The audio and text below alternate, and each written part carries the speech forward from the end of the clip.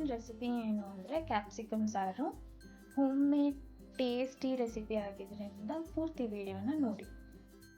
ಈಗ ಒಂದು ಕುಕ್ಕರ್ಗೆ 1.5 ಗ್ಲಾಸ್ ತೊಗರಿಬೇಳೆ, ಮೆಣಸಿನ್ಕಾಯಿ, ಅದ್ರ ಜೊತೆಗೆ 2 ಟೊಮೆಟೊ ಮತ್ತು ಅರಿಶಿನ ಪುಡಿ ಸೇರಿಸಿ 4 ವಿಸಿಲ್ ಬರೋ ತನಕ ವೆಯ್ಟ್ ಮಾಡಬೇಕು.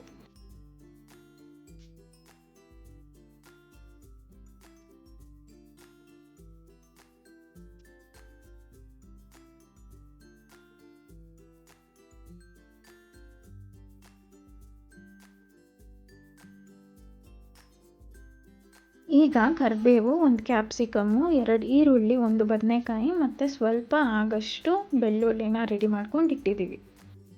ಈಗ ಒಂದು ಕಡಾಯಿಯಲ್ಲಿ ಸ್ವಲ್ಪ ಎಣ್ಣೆ ಹಾಕಿ ಅದ್ರ ಜೊತೆಗೆ ಸಾಸಿವೆ ಮತ್ತು ಜೀರಿಗೆಯನ್ನು ಹಾಕಬೇಕು.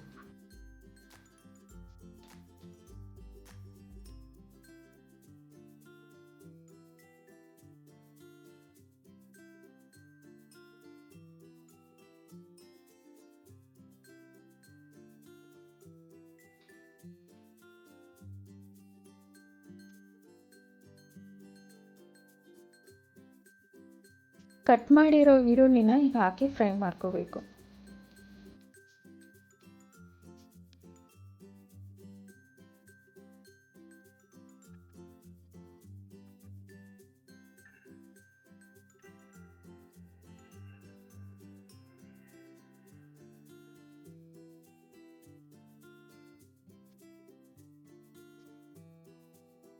ಈಗ ಬೆಳ್ಳುಳ್ಳಿನೂ ಹಾಕಿ ಫ್ರೈ ಮಾಡಬೇಕು. ಅದಾದಮೇಲೆ ಕ್ಯಾಪ್ಸಿಕಮ್ ಮತ್ತು ಬದನೆಕಾಯಿ, ಕರಿಬೇವೆಲ್ಲ ಹಾಕಿ ಫ್ರೈ ಮಾಡ್ಕೋಬೇಕು.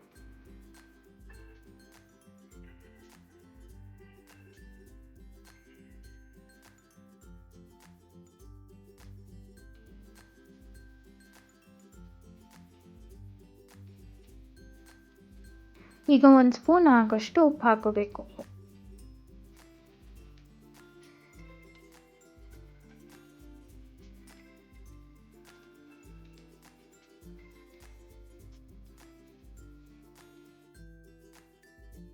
ಅದರ ಜೊತೆಗೆ ಈಗ 2 ಸ್ಪೂನ್ ಆಗುವಷ್ಟು ಸಾಂಬಾರು ಪೌಡರ್ನ ಹಾಕೋಬೇಕು.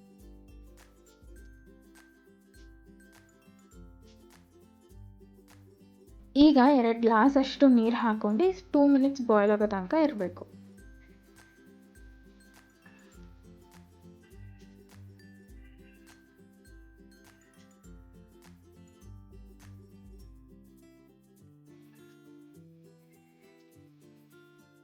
ಈಗ ಬೇಳೆ ನೀರನ್ನ ಹಾಕಬೇಕು.